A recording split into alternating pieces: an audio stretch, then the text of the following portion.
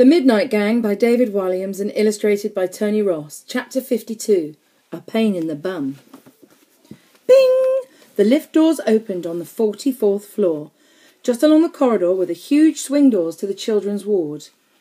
"How are we going to stick this into Matron's bum?" asked the boy. He was holding the syringe full of the sleeping serum as he wheeled the trolley along as quietly as possible. "She's going to be watching everything like a hawk." "We must use surprise, young Mr. Thomas, sir," replied the porter. The man poked his head out from under the dirty sheet on the trolley. "Matron cannot see us coming, or we are busted." "We have the trolley. That could give us some speed," said Tom, thinking out loud. "Yes, of course. In an ideal world, we need Matron facing away from us, bending over."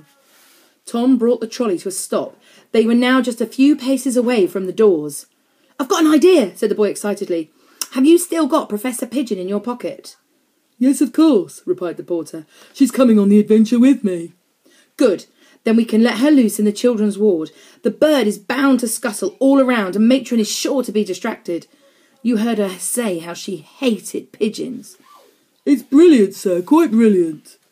The pair went down onto their hands and knees and crawled along the corridor that led on to the children's ward. Tom pushed one of the tall swing doors open a little and held it ajar. Looking out of the window to the glow of Big Ben's clock face, he saw it was now just minutes until midnight. The boy peeped through the gap between the doors. All the lights in the ward were off, and the children were sleeping in their beds. Tom could see the silhouettes of George, Amber and Robin. However, he couldn't make out Sally's bed, as it was in the far corner of the ward. Some light spilled from Matron's office, where she sat, bolt upright, her eyes scanning the ward for any signs of movement. Like that. There's all the beds, all the sleeping children, and Matron poised like a tiger. Ooh! The porter reached into his pocket and brought out his uni-winged pet. Tom then pushed the door slightly more ajar so the bird could scuttle through. However, Professor Pigeon didn't want to move. Perhaps the bird did not want to be separated from her master. Whatever the reason, the creature was determined to stay put. So the porter picked up his pet and set her down just inside the ward. But instead of scuttling off, the faithful bird just lingered by the doors, pecking at the door. "Go, Professor Pigeon! Go fly like the wind!" urged the man. Again, the bird did nothing. This was clearly not an animal that was going to win a TV talent competition any time soon. That was a shame, as what with having only one wing, Professor Pigeon had a great backstory. And there's a picture of Professor Pigeon there. "Shoo! Shoo!" encouraged the porter. But still the bird did absolutely nothing. So the porter had no choice but to squeeze through the gap in the doors on his hands and knees. From there he ushered his bird further into the room towards Matron's office at the end. Out of the silence came a booming voice. "Who goes there?" It was Matron. She'd seen the porter. The plan was unravelling faster than a falling ball of string, and there's a picture of Matron bellowing, "Who goes there?"